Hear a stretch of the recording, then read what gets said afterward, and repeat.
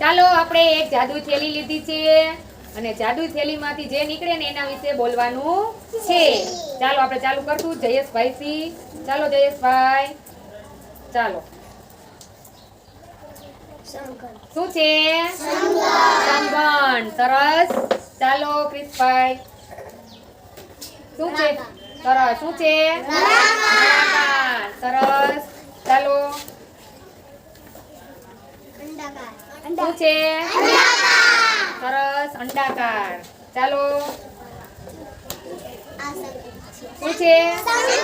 શંકુ. સરસ. ચાલો. શું છે? ગોળાકાર. સરસ. ચાલો પાયલબેન. લંબઘન છે. શું છે? લંબઘન. સરસ.